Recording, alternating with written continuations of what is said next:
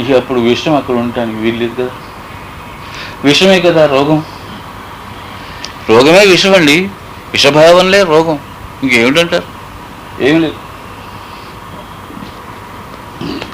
ఒకప్పుడు రెండు విషయాలు కలుస్తాయి. స్త్రీ పురుషులు రెండు విషయాలే, ఇక ఇద్దరికి రోగాలే. అంతే కదండి.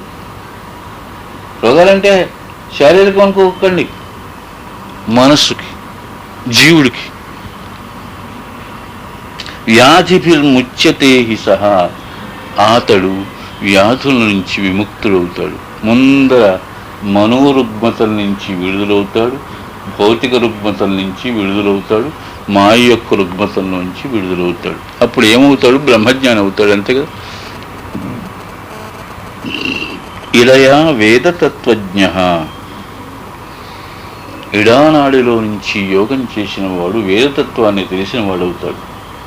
తథా పింగళియైవచ, అంటే ఈ ఈ ఇళ్లలో ప్రారంభించి పింగళలోంచి ఇట్లా ఎవరైతే చేస్తారో వానికి బ్రహ్మజ్ఞానం కలుగుతుంది. మేము పుస్తకాలు చదువుకోలేదు, వేదాలు చదువుకోలేదు, ఉపనిషత్తులు చదువుకోలేదంటే వాటిని చదవలసిన అవసరం ఏమీ లేదు.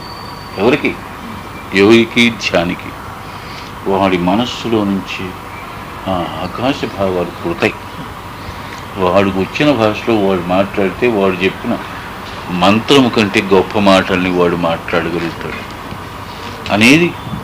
మనం ఎంతోమంది మహనీయుల యొక్క జీవిత చరిత్రలను చదివితే వారు భౌతికంగా ఏమి చదువుకోలేదు, కానీ ఆత్మదర్శనం చేసిన తర్వాత వారి నోటి నుంచి అమృతపు వాక్కులు తప్ప మరొకటి రావు.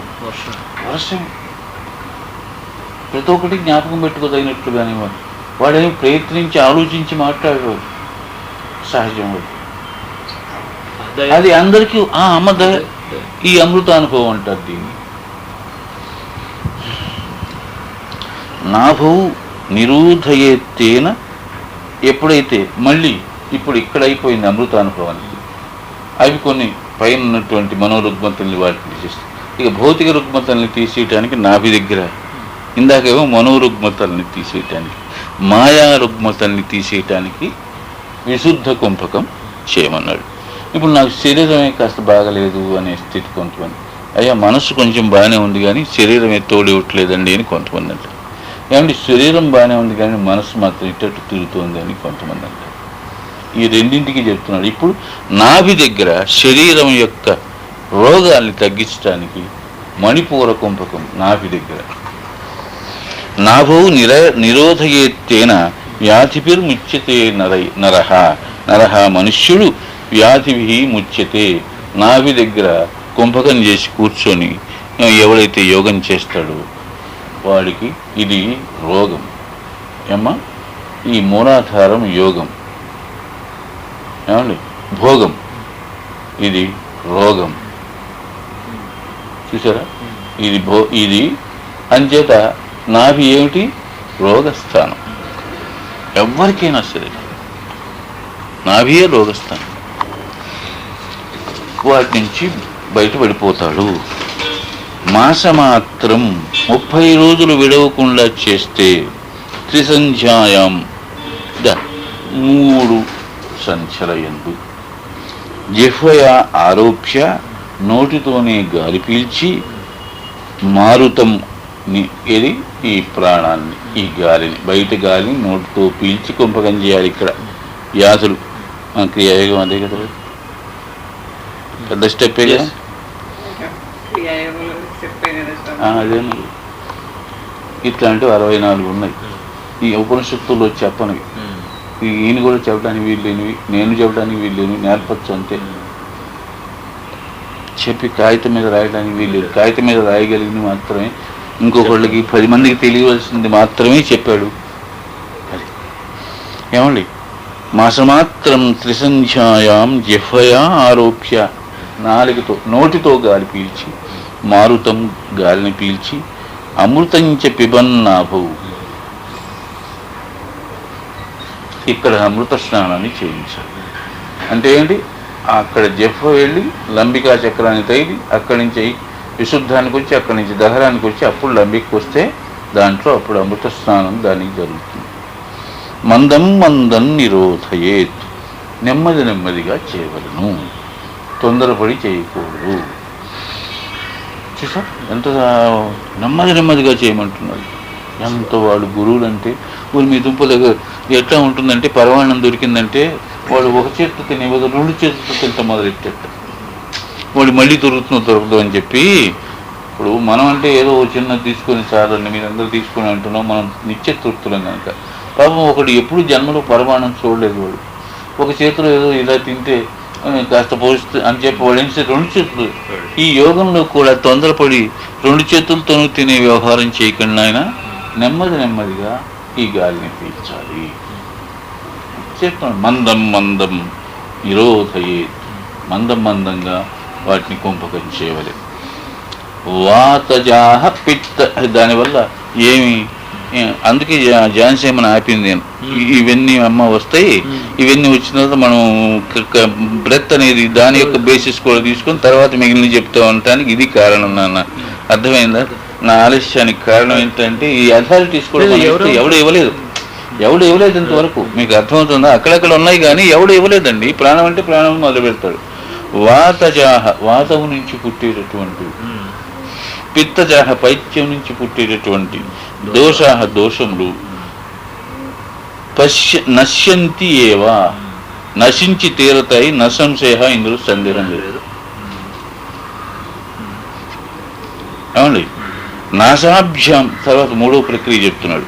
నాసాభ్యాం వాయుమాకృష్య, మళ్ళీ ముక్కుల్లోంచి గాలిని పీల్చి, నేత్రద్వంద్వే నిరోధయేత్, ఇక్కడ ఆజ్ఞాకుంభకం చేయమంటని, ఆజ్ఞాకుంభకం చేయమంటున్నాడు. నేత్రద్వయం ఇక్కడ నిరోధయేత్, అక్కడ ఆపాలి. నేత్రరోగా వినశ్యంతి, ఆ నేత్రముల యొక్క రోగములన్నీ పోతాయి. ఇంత వైద్యం చెప్తున్నాడు మా యోగంలో నుంచి, ఇంకా అంతకంటే ఏం చెప్పాలి? వాడు కొన్ని వేల ఏళ్ళు, లక్షల ఏళ్ళు అయిపోయింది. తథా శ్రోత్ర నిరోధన, అట్లాగే అని ఇక్కడ తీసుకొచ్చి గాలిని, ప్రాణాన్ని ఆపితే చెవికి సంబంధించినటువంటివి పోతాయి. చూసావా? శ్రోత్రం దగ్గర ఆపితే శ్రోత్రం, నేత్రం దగ్గర ఆపితే నేత్రం. ఎక్కడ నీకు కొంచెం ఇదిగా ఉందో ఆ పెయిన్ సెంటర్ దగ్గర దాన్ని కుంభకం చేయమని అసలు రహస్యం. అర్థమైందండి? ఇప్పుడు నీకు ఇక్కడ ఉందనుకోండి, ప్రాణచారణాన్ని ఇక్కడ చేశాను, కాసేపు అక్కడే బిగబెట్టు, ఇంకా బయటికి వెళ్ళట్లేదని ఇన్స్టిట్యూట్గా అనుకుంటే అట్లాగే జరుగుతుంది. ఇక్కడే ఉందన్నట్టు, ఇక్కడే ఉందని ఇట్లా అయితే ఎట్లా అంటాము? ఎక్కడ నొప్పి ఉందో అక్కడికే కాన్సన్ట్రేట్ చేస్తున్నాను అనుకుంటే అది అక్కడే ఆగుతుంది, తప్పకుండా పోయి. తథా వాయుం సమారోప్య, అక్కడ వాయువుని నిలిపి, ధారయేత్ శిరసి స్థితం, శిరస్సులో అంటే ఇదేమన్నా సహస్రాల కుంభం, అదేంటది సహస్రాల కుంభం, ఈ శిరోరోగాల్ని పోగొడు. అదే అబ్బాయి శిరోరోగా వినశ్యంతి, తలనొప్పులు వస్తాయి కొంతమందికి, పార్శ్వపు నొప్పులు వస్తాయి, ఇంకేవేవో వస్తాయి. అవన్నీ కూడా ఇప్పుడు మన క్రియాయోగంలో అన్నీ చెప్పానుగా. ఇప్పుడు ఇన్ని చోట్ల తిప్పేటప్పటికి ఎందుకు కాదండి, సరిగ్గా చేస్తే కాకుండా పోతుందా? చెయ్యాలండి, చెయ్యరండి, చేయకుండా గురుగారు ఏం కావట్లేదండి అంటాడు. అయ్యో ఏం కాకపోవటం ఏమిట్రా పిచ్చివాడ, అన్నీ అవుతాయిరా. సత్యముక్తం హి సాంకృతే, శిరోరగా వినశ్యంతి, సత్యం ఉక్తం హి సాంకృతే, సాంకృతే ఓ సాంకృతి, సత్యమే నా చేత చెప్పబడుతోంది రోయ్. అంటే అర్థం నాకు సత్యం అని తెలుసు, నీకేమైనా అనుమానం వస్తుందేమా, ఏదో చెప్తున్నాను కానీ అవుతుందండి. మనకు వెంటనే వచ్చేది అదే కదా.